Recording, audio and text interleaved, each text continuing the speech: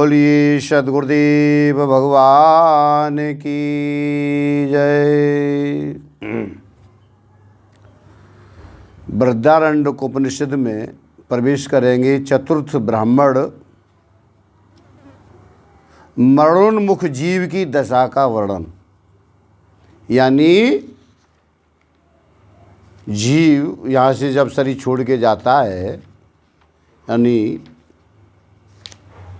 जब शरीर छोड़ता है, इसे हम मरना कह देते हैं, तो उस समय की क्या दशा होती है ये आपको ब्रह्मारण्यकोपनिषद में चतुर्थ ब्राह्मण में आपको मिलेगा। वह आत्मा जिस समय दुर्बलता को प्राप्त हो, मानो सम्मोह को प्राप्त हो जाता है, तब यह बागाद प्राण इसके प्रति अभिमुखता से आते हैं। कैसे विलीन होते हैं? चक्षु इंद्रिय लिंगात्मा से एक रूप हो जाती है, तो लोग कहते हैं ये नहीं देखता है, ऐसा कहते हैं। घ्राणेन्द्रिय एक रूप हो जाती है तो नहीं सूंघता है, ऐसा कहते हैं। और रसेंद्रिय एक रूप हो जाती है तो वो नहीं चखता है, ऐसा भी कहते हैं। वागेंद्रिय एक रूप हो जाती है तो वो नहीं बोलता है, ऐसा कहते हैं। और श्रोतेंद्रिय एक रूप हो जाती है तो वो नहीं सुनता है। मन एक रूप हो जाता है तो मनन नहीं करता, ऐसा कहते हैं। त्वगेंद्रिय एक रूप हो जाती है तो स्पर्श नहीं करता है। आदि बुद्धि लिंग आत्मा से एक रूप हो जाती है तो वो नहीं जानता है, कुछ नहीं जानता है वो। उस समय इस हृदय का अग्र बाहर जाने का जो मार्ग है अत्यंत प्रकाशित होने लगता है। जब वो जीव इससे बाहर निकलता है, जो मार्ग है वो अत्यंत प्रकाशित होता है, प्रकाश होता है उस रास्ते में। और उसी से यह आत्मा नेत्र से या मूर्धा से अथवा शरीर के किसी भी अन्य भाग से बाहर निकलता है। उसके उत्क्रमण करने पर उसके साथ ही प्राण उत्क्रमण करता है, और उस समय यह आत्मा विशेष विज्ञानवान होता है और विज्ञान युक्त प्रदेश को ही जाता है। उस समय उसके साथ साथ ज्ञान, कर्म और पूर्व प्रज्ञा अनुभूत जो विषयों की जो वासना है वो सब उसी के साथ जाते हैं।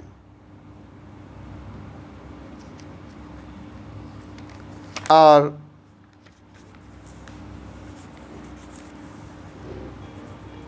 इसी प्रकार जो है अपनी अविद्या के भार से, यानी अपनी वासनाओं के भार से ये लदा हुआ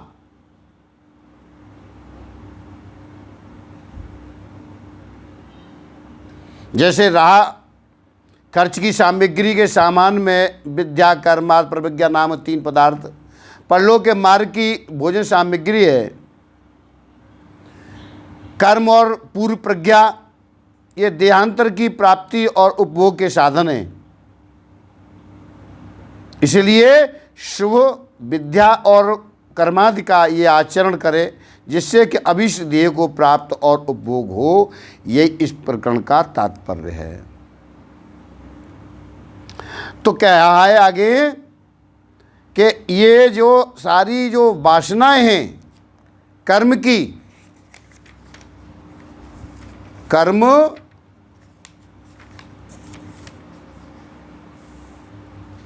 जो वासनाएं हैं उनको सभी को एक बोझा की तरह लाद करके ये अविद्या के भार से लदा हुआ ये देहांतर को प्राप्त करने वाला जीव पूर्व देव को छोड़कर एक वृक्ष से दूसरे वृक्ष को जाने वाले पक्षी के समान अन्य देह को प्राप्त करता है, अथवा एक दूसरे आतिवाहिक देव से कर्म फल के उद्भव स्थान देवलोक आदि को ले जाया जाता है।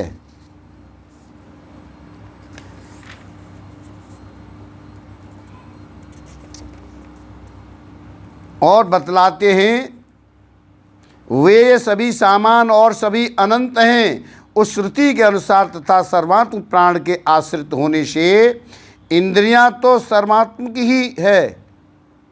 उनका आध्यात्मिक और आदि भौतिक परिच्छेद प्राणियों के कर्म, ज्ञान और भावना के कारण है।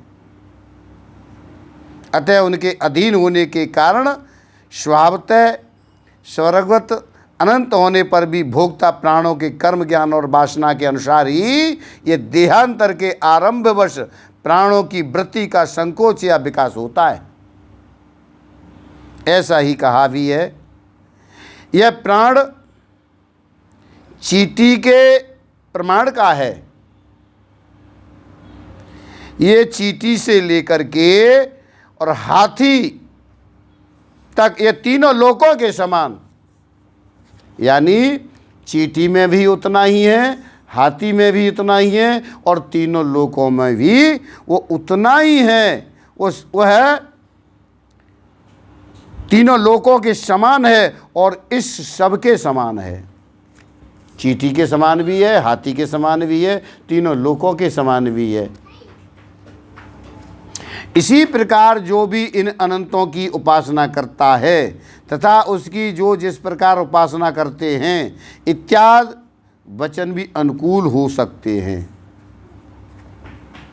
इनमें कर्म और ज्ञान के अधीन, कर्म और ज्ञान के अधीन जो पूर्व प्रज्ञा नाम की वासना है, पूर्व यानी पिछली, जो तुम्हारे अंदर वासनाओं का जो वजन लदा हुआ है, उसे लाद करके वह जोंक के समान सर्वत्र व्याप्त रहते हुए ही हृदय स्थित रहकर जैसे स्वप्न अवस्था के शरीर की रचना करती है, जैसे स्वप्न अवस्था में रचना होती है, उसी प्रकार इस देह में भिन्न दूसरे कर्मजनित देह को रच लेती है।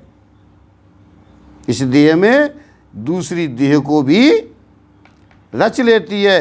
फिर देहांतर का आरंभ हो जाने पर अपने पूर्वश्रुत देह को त्याग देती है। पिछले देह को पहले अपना सब रचनाओं को इकट्ठी करके विलीन होकर के त्याग देती है, पूर्वश्रुत देह को त्याग देती है। इस विषय में एक दृष्टांत बतलाया गया है, कैसे प्राणों को यहाँ से छोड़ करके दूसरी जगह ले जाया जाता है। वह दृष्टांत है जिस प्रकार जोंक एक तृण के अंत में पहुंचकर दूसरे तृण रूप आश्रय को पकड़कर अपने को सकोड़ लेती है, इसी प्रकार ये आत्मा इस शरीर को मारकर अविद्या अचेतनावस्था को प्राप्त कराकर दूसरे आधार का आश्रय ले अपना उपसंहार कर लेता है। आपने देखा होगा एक जोंक होती है, एक जोंक तृण छोटी जोंक होती है, वो अपने डाली पर अपना मुंह उठाएगी और मुंह उठा करके थोड़ा सा ऐसे लहरा करके और उस मुंह को दूसरी डाली पर पकड़ेगी। जब दूसरी डाली पकड़ लेगी तब पिछली वाली अपनी टांग को उठाएगी। इसी प्रकार ये जीव इस पूर्व शरीर को छोड़ने से पहले दूसरे शरीर को जिसमें जन्म होता है उस पर पकड़ने के बाद पीछे वाले शरीर को छोड़ देती है। ये इस तरह से इस जीव का देहांतर संचार में उदाहरण है। ये उदाहरण तौर से दिया गया है कि तर्जलुका यानी घास पर चलने वाली जोंक, उसका नाम है तर्जलुका, जो घास पर चलती है, वह तृण के अंतिम भाग पर पहुंचकर दूसरे तृण रूप आक्रम का जो आक्रांत किया जाए उसे आक्रम कहते हैं। उस आक्रम यानी आधार का आश्रय ले अपने को, अर्थात अपने पूर्व व्यय को पिछले अव्यय के स्थान में सकोल लेती है। इसी प्रकार ये संसारी आत्मा जिसका यहाँ प्रकरण है, इस अपने पूर्व प्राप्त शरीर को मारकर और स्वप्न प्राप्ति की इच्छा वाले के समान गिरा करके और इसे अविद्या को प्राप्त कराकर, अर्थात अपनी आत्मा के उपसंहार द्वारा अचेतन कर तृण जलूका के एक तृण से और दूसरे तृण पर जाने के समान दूसरे आक्रम यानी शरीरांतर को अपनी फैली हुई वासना से ग्रहण कर अपना उपसंहार कर लेता है, अर्थात उसी में आत्म भाव करने लगता है। जिस प्रकार यह स्वप्न में देहांतर का आरंभ करता है, उसी प्रकार स्वप्न देहांतरस्थ जीव के समान यह शरीरांब देश में, अर्थात आरंभ किए हुए जंगम या स्थावर देह में आत्म भाव कर लेता है, यानी अंतमता सुगता। जब अंत समय पर जो हमारे मन में भावनाओं में जो आता है, उसी प्रकार हमारा अगला जन्म और उसी योनि में हो जाता है। हमारा जन्म तो उसी योनि में हो जाता है। हम प्रवेश करें, जब करें, क्या करें, कहाँ जाए, वो अलग है बात, परंतु जन्म जो है उसी समय जौ की तरह से अपना दूसरा जगह ढूंढ लेती है, दो पीछे से उठाती। इसी प्रकार हमारा ये जीव इस शरीर से निकल करके, इस शरीर को छोड़ करके और दूसरे शरीर में प्रवेश करता है।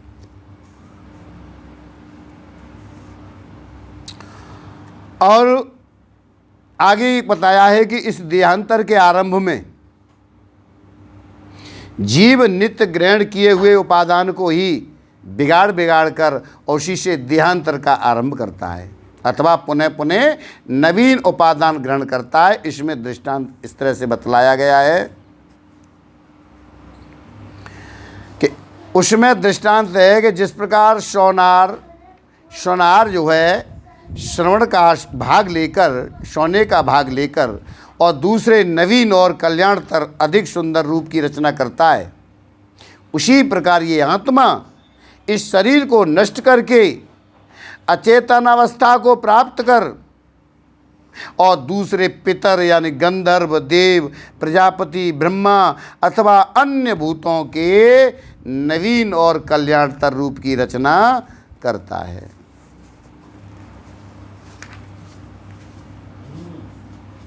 और इस तरह से अपना अगला जन्म जो है प्राप्त कर लेता है। वही आत्मा ही ब्रह्म है, आत्मा ही वह ब्रह्म है और वह विज्ञानमय, मनोमय, प्राणमय, चक्षुर्मय, श्रोत्रमय, पृथ्वीमय, जलमय, वायुमय, आकाशमय, तेजोमय, अतेजोमय, काममय, अकाममय, क्रोधमय, अक्रोधमय, धर्ममय, अधर्ममय और सर्वमय है। ये जो कुछ इंद्रमय, प्रत्यक्ष और अधोमय परोक्ष है वह वही है। वह जैसा करने वाला और जैसे आचरण वाला होता है, आज वैसा ही हो जाता है। शुभ कर्म करने वाला शुभ होता है, पाप कर्मा पापी होता है, पुरुष पुण्य कर्म से पुण्यात्मा होता है और पाप कर्म से पापी होता है। कोई कहते हैं कि यह पुरुष काम में ही है, वह जैसी कामना वाला होता है आज वैसा ही वो संकल्प करता है। जैसे संकल्प वाला होता है आज वैसा ही कर्म करता है और जैसा कर्म करता है और वैसा ही फल प्राप्त करता है। जैसा करोगे वैसा भरोगे, अच्छा करोगे अच्छा मिलेगा, बुरा करोगे बुरा मिलेगा। अच्छे कर्म का अच्छे फल और बुरे कर्म का बुरा फल। जैसे करोगे वैसा भरोगे। कर्म प्रधान विश्व रच राखा, कर्म ही प्रधान है। आप ये हमें मनुष्य शरीर मिला है तो अच्छे कर्म करने के लिए मिला है, और जहाँ तक हो भैया वहाँ तक आप अच्छे ही कर्म करें, जिससे हम फिर मानव जन्म पालें। बोलिए श्री कृष्ण भगवान की जय।